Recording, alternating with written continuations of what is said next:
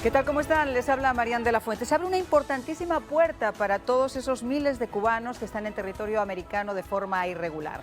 El historial migratorio de los cubanos desde el 1 de enero de 1959 es de larga data. Fíjense ustedes que en el año 66 fue aprobada la Ley de Ajuste Cubano, un recurso que le da tratamiento de refugiado político al emigrante isleño que desde entonces continúa escapando aquí a los Estados Unidos. El 13 de agosto de 1964 tuvo lugar el último éxodo masivo de cubanos, del 94 tuvo lugar el éxodo de cubanos, la llamada crisis de los balseros, que obligó a la administración de Bill Clinton a ordenar la intercepción de los emigrantes en alta mar y su traslado a un refugio seguro en la base naval de Guantánamo. Después, el propio Clinton modificó esa ley de ajuste con el establecimiento en 1995 de la política pies secos, pies mojados, la provisión migratoria que después también fue suspendida por la administración de Barack Obama el día 12 de enero del 2017, poquitos días antes de irse, que cambió radicalmente ese proceso de legalización para los cubanos, que desde esa fecha han sido tratados igual que el resto de los emigrantes de otras nacionalidades. Hoy, después de tantos cambios, surge nuevamente una luz al final del túnel para esos miles que entraron de forma irregular a este país tras la suspensión de esa política de pies secos, pies mojados. Una demanda colectiva ha sido presentada en un tribunal federal de Miami que, de triunfar en las Cortes, podría devolverles el privilegio de ser elegibles para ajustar su estatus como residentes legales al amparo de la renombrada Ley de Ajuste Cubano. Para esclarecer en qué consiste esta demanda, para que quizá tú que estás en esa situación puedas estar bien informado, hoy nos visitan los abogados del bufete Prada Urizar, que junto a la abogada de inmigración Claudia Cañizares representan a los 43 demandantes que podrían cambiar el futuro de la migración cubana hacia los Estados Unidos. Así comienza El Espejo.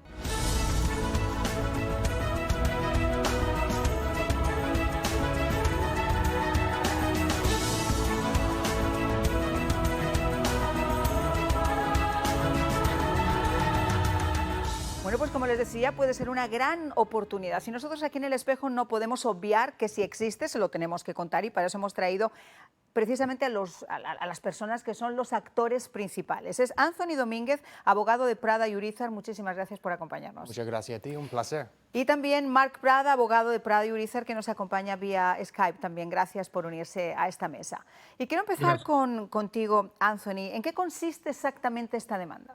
Esta demanda busca una declaración de la Corte Federal que la manera de entrar, que se llama bajo palabra, con la forma I-220A, que eso cuenta como un parol normal, el mismo parol que le dieron bajo el pie seco, pie mojado, que cuenta como un parol para el ajuste cubano. Aunque no se lo dan el I-94, el sello, no importa, es el acto de liberar a las personas, el inmigrante, que cuenta como un parol adentro de los Estados Unidos para el ajuste cubano. Mark, ¿cómo fue este proceso? ¿Por qué aceptaron ustedes hacer esto y cuál ha sido ese proceso hasta ahora? Bueno, es un proyecto que hemos tenido un par de años ya, porque hagamos muchos tipos de litigio y casos de habeas corpus, y en esas peleas hemos encontrado ciertas partes de una decisión de la Corte Suprema en el 2018 que nos dio la guía, diciendo que esta gente que aplican admisión a los Estados Unidos deben estar detenidos y que el único mecanismo que existe para soltarlos es un parol humanitario debajo de la sección 212.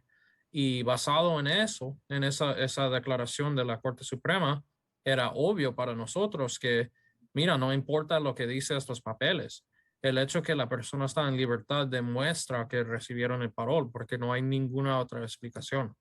¿Y esa demanda beneficiaría a los cubanos que llegaron después del 2017? Correcto, exactamente. Para los que llegaron después de que Obama quitó el pie seco, pie mojado. Ahora, obviamente, para el ajuste cubano tiene que estar presente un año y un día. Entonces, nuestra clase está todo para gente que se quedó el año y un día, después solicitaron y fue denegados por el razón de faltar un parol, un I-94. Entonces, estamos peleando contra las denegaciones, pero la meta es recibir una declaración, que eso es bajo la Corte Suprema, el caso Jennings, que así se funciona, que el acto de liberar es el parol para que beneficie a más gente en el futuro, más que la gente ya denegado en nuestra acción. O sea, digamos que podría sentar un precedente, o sea, podría llegar a sentar incluso jurisprudencia, o sea, podría ser el primer caso que de repente marcara el futuro de muchos miles de inmigrantes que están en esa situación. Exactamente, eso esperamos. Bueno, nosotros esperamos también lo mismo. Marc, yo quiero preguntarte, ¿de qué manera influye el hecho de cómo hayas entrado en este país? ¿Por vía terrestre, por vía aérea? ¿Influye en algo? Bueno, el punto es que una persona que quiere entrar a los Estados Unidos debajo de la ley migratoria se clasifican aplicante de admisión. Y hay básicamente dos opciones para inmigración: admitirlos, o por ejemplo, si llegas con un visa y digas que mira, esta es mi visa, todo está en orden, te admiten como turista, digamos. Pero hay gente que llegan y los papeles están en orden por falta de tenerlos o posible tienen fraude o lo que sea y están denegado admisión. En ese punto, el gobierno necesita deportar, detener o liberar de bajo parol para más procedimientos. Eso es la sistema. Decir cómo llegaron o en dónde llegaron son detalles, pero no es el punto principal de la ley. Ustedes presentaron un primer caso con 20 casos, ¿no? Era una primera parte, digamos así, con 20 casos, y funcionó. Pues el gobierno está ofreciendo a algunos de nuestros demandantes para arreglar la situación, para reabrir el caso, dar un sello de I-94, aunque nosotros pensamos que no es necesario, darle y readjudicar las aplicaciones. Pero hemos visto que ellos quieren resolver esos casos principales para prohibir a nosotros a lograr la orden del juez que declare la jurisprudencia, como dijiste, para ayudar más gente. Entonces ahora como que lo quieren meter bajo la mesa, así es, hacerlo por fuera, llegar a un arreglo para evitar que esto sea un espejo en el que se pueden mirar otros muchos miles de cubanos. Exactamente. Ahora hemos juntado 23, 22 más personas para hacer un segundo grupo ahora y seguimos tratando de certificar la parte colectiva que puede beneficiar a toda otra gente. Ahora, ¿hasta cuándo tiene el gobierno fecha para poder decidir, para poder responder a eso? Pues estamos en las partes preliminarias peleando sobre la parte colectiva, si la jueza va a certificar la acción colectiva aparte del 43 personas que tenemos. Pero los argumentos, la jueza ya entró un programa o un calendario avanzada para que nosotros terminamos intercambiar los argumentos escritos en enero del año que viene. Y eso es un programa pues, bien rápido para un caso tan grande. Marc, las personas que nos están viendo en casa, vamos a imaginar que alguna de ellas, cubano, ha entrado aquí de forma irregular. ¿Quiénes podrían aplicar a eso? La gente que han tenido contacto con migración, porque es muy importante que había contacto, detención y después fueron liberados. Hay gente que llegan y nunca nadie le ha visto. Eso no cuenta porque no han tenido contactos. Están acá debajo, escondidos, ¿no? Es la gente que han sido detenidos y liberados. O sea, ha tenido que pasar por un centro de detención y haber sido posteriormente puestos en libertad. Bueno, no exactamente un centro de detención, porque a veces es una oficina de inmigración y te sueltan el mismo día, pero es el hecho que te agarraron y soltaron. Eso es un parol, porque por ley de la Corte Suprema desde las 50 han dicho que un parol es solamente un mecanismo de soltar la gente y no es nada más, no es un beneficio, un papeleo, un estatus, es nada menos eso. O sea que básicamente sería también lo que ciertos congresistas cubanoamericanos estaban también pidiendo, que era que se respetara ese estatus que el cubano siempre ha tenido por la ley pies secos, pies mojados. O sea, básicamente sería esa ley de ajuste cubano volverla a aplicar en su esencia. Sí, la ley del ajuste cubano existe todavía, no ha cambiado. Donde nos encontramos la gente ahora es en el limbo, porque por una manera el gobierno dice que no eres elegible para el ajuste cubano, pero también nosotros hemos descubierto que el gobierno no se puede deportar a los cubanos en el momento. Entonces se queda la gente en un limbo en el medio, donde el gobierno al mismo tiempo dice que no, tú no puedes tener la residencia permanente aquí en este país, pero al mismo tiempo no se puede deportar a la gente. Entonces, le encantaríamos a ver cómo los congresistas advocar más para la población cubana y todos los inmigrantes aquí en Sí, los porque aquí Estados hemos visto Unidos. que tanto demócratas como republicanos, en el caso de Bob Menéndez, en el senador demócrata, en el caso también de republicanos, en su mayoría los cubanoamericanos han abogado por ayudar a buscar una solución. Marco Rubio, el señor Díaz Balar, han abogado por tratar de buscar una solución que solucione esa especie de... No es una especie, es una crisis abierta que tienen los cubanos en este momento. Cierto, y nosotros del gobierno buscamos información que después del quitó la ley pie seco, pie mojado, desde 2017 hasta el final del 2019, se presentó a la frontera más como 50,000 cubanos que llegaron a la frontera. Hemos confirmado que solo ha deportado como 2,000 y pico de ellos, más en el programa del MPP, solo fue atrapado en México como 5 o 7,000. Exacto. Entonces, de todos los restos de las personas, ellos no desaparecieron, están acá dentro de los Estados Unidos, entrando así con esa salida bajo palabra. Lo cierto es que en esta ley, igual que pasa en la política, lo que dije Diego, esos cambios que ha habido dentro de la propia política han creado como una especie de cisma, han creado como una especie de confusión sobre cuál es el aspecto real que tienen los cubanos en este momento. Esa ley del 96 que estábamos hablando ahora. Sí, esta demanda ilumina la necesidad para la reforma migratoria, porque el caso que hablaba Mark, el caso de la Corte Suprema, Jennings versus Rodríguez, explica que la gente que llega a la frontera pidiendo el asilo, bajo la ley que escribió el Congreso en 96, ellos deben ser detenidos, desafortunadamente. Es lo que dijo el Congreso. Claro, pero por otro lado está la otra ley. Exacto, entonces estamos dentro de eso, pero obviamente no pueden detener a toda la gente. Entonces, la única autorización que el Congreso le dio a las agencias de inmigración para sacar o liberar gente bajo esa que deben ser detenidos es el parol.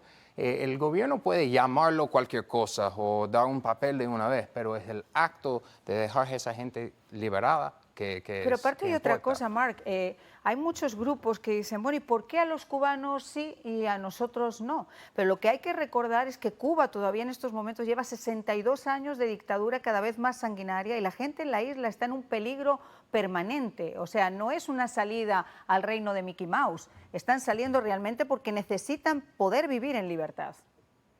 Sí, eso es cierto. La ley de ajuste cubano es la ley hasta ahora y eso es un tipo de una ley de refugiados que es indefinido.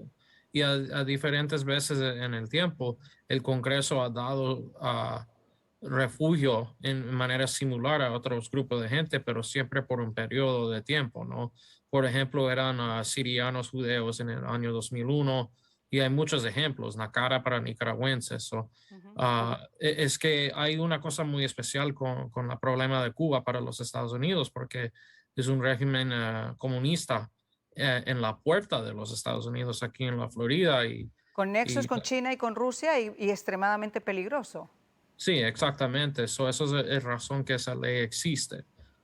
Pero el argumento que estamos haciendo es una cosa muy importante y eso no es específico a los cubanos. Hay gente que han escuchado que ganamos un caso en la Corte de Inmigración en enero, ahí habían como 5 familias y solamente algunos eran cubanos, habían otra gente. Bueno. Por ejemplo, esto puede ayudar a mucha gente. Por supuesto que sí, sobre todo muchos venezolanos también que están ya en una situación muy similar, o muchos nicaragüenses que también están muriendo en su país porque desgraciadamente estamos hablando del mismo cáncer y la misma metástasis. Ahora, de esas personas nuevamente que nos están viendo, ustedes han hablado de una primera demanda con 20 personas, una segunda demanda con otros 23. Si alguien que nos está viendo quisiera participar de esa demanda, ¿qué necesitaría procesar? ¿Qué papeles necesitaría? Sí, hay algunos requerimientos. Primero, tiene que estar lo que se llama arriving aliens. Eso significa que se presentaron a un puente de entrada a la frontera, que no cruzó la frontera en un parte que no estaba abierto por el río, a decir, pero que se presentaron al puente donde cruza y decía, estoy acá, quiero presentar mi caso del asilo. Después que salió bajo lo que se llama bajo palabra o con el formulario I-220A.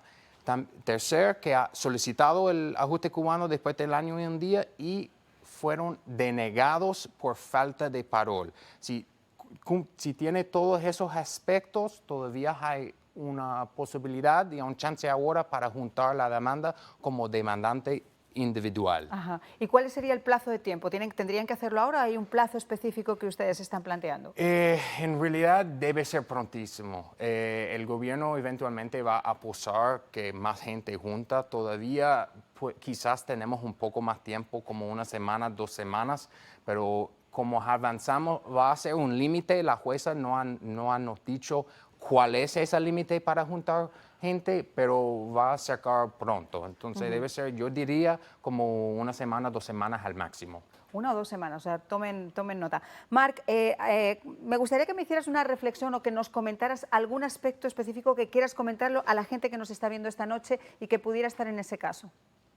Si ustedes tienen manera de llamar senadores a gente de esa clase para explicar qué gran problema es esto, ellos necesitan saber, porque yo creo que esto es como un secreto y es solamente hasta ahora que gente como usted que nos traiga a la televisión que podemos hablar con la población de este problema. Un problema y solución. Vamos a dejar atrás la parte del problema, vamos a hablar de la esperanza que ustedes, gracias al trabajo que están haciendo, reabren también. Correcto, correcto. Obviamente primariamente queremos ayudar a nuestros demandantes nombrados. Eso es la ética que tenemos como abogados, es ayudar a nuestros demandantes individuales primero. Pero la meta es para recibir la decisión de la jueza que describe exactamente que esa salida bajo palabra con el I-220A cuenta como el parol para que beneficie el resto de la población cubana que han llegado y también los restos de los inmigrantes acá en los Estados Unidos. Y todas estas familias que de repente tienen algún miembro que decidió acogerse al programa en México, por ejemplo, y que llevan 2 años esperando a que se regularicen sus papeles desde México, ¿sería una buena opción para ellos que ingresaran en territorio estadounidense y trataran de aplicar lo que ustedes están proponiendo? Entrar ilegalmente, no. Eso no es una buena idea. Hay mecanismos ahora para reabrir los casos que estaban en el MPP, para reabrir los casos si perdieron y hay una orden de deportación. El gobierno está acordando para reabrirlo. Avisarles o lograr la entrada legal. Y después tener segunda oportunidad de ganar su caso con abogados que la primera vez eran perdidos en el MPP. Bueno, vamos a pedirle a nuestros compañeros que nos pongan, si es posible, en pantalla ese teléfono. Ahí tienen ustedes ese teléfono de este grupo de abogados que está tratando de llevar esta demanda colectiva y que obviamente podría convertirse en un espejo para que muchos miles de cubanos también pudieran aprovecharse. Es el 786-703-2061. ¿Veo bien? Así es. Sí, perfecto. Bueno, pues ya saben que pueden llamar tanto a Mark como a Anthony. Le pedía a Mark que nos comentara algo. En el caso tuyo, Anthony, ¿qué quisieras decirle, por ejemplo, a nuestro público? ¿Algún punto especial ahora que tenemos la oportunidad de hablar con ellos? Sí, como dijo a Mark, llama a los senadores, la gente del Congreso para decirle qué tan problema es ese cuando nuestro mismo gobierno no permite a los cubanos de accesar los derechos bajo el ajuste cubano. Bueno, pues yo les decía que hoy se está celebrando un día muy especial, no solamente para la gente aquí en la casa, en América TV, sino para otros muchos que han admirado y han seguido la carrera de Carlos Basallo. Ustedes saben que Carlos Basallo es español, es el presidente de esta cadena, pero es un español cubanizado. Yo diría que es un hijo adoptivo de Cuba, porque no conozco en los 25 años que llevo en este país a una persona que más haya luchado y que más le importe la causa cubana que este señor que están viendo ustedes en sus pantallas. Y esas son imágenes que se celebraban, tenían lugar en el día de hoy, porque el alcalde Carlos Hernández, el alcalde de Hialeah, le entregaba una proclama para celebrar a partir de hoy, 15 de octubre, el día de Carlos Vasallo. Y le entregaban también las llaves de la ciudad. Y me encantó algo que dijo Carlos Hernández que quiero recoger aquí. Hay otros lugares donde las llaves se dan con cierta facilidad. En el caso de Hialeah, las llaves se han entregado a personajes muy especiales. Y para el alcalde y para la representación cubana que es Hialeah, entregársela a Carlos Vasallo tenía una connotación muy, muy especial. Pero vamos a ver exactamente cómo recibió este homenaje a Carlos Vasallo. Tengo que decir que tomo la llave con el placer y sobre todo vista la exclusividad, que eso de la exclusividad me gusta mucho. No lo consigo en casi nada en la vida, pero me gusta mucho lo de la exclusividad. Por lo tanto, vamos a decir algo que es lo más importante. Hemos conocido muchos políticos durante todos estos 6 años que llevamos con el canal, pero hemos conocido pocos con talante humano. Y la verdad, tú eres uno de ellos. Si no el rey, como diría aquel, te acercas mucho. Así que nos da tremenda pena que salgas de alcalde, nos da tremenda alegría que tengas un futuro por delante, promisorio,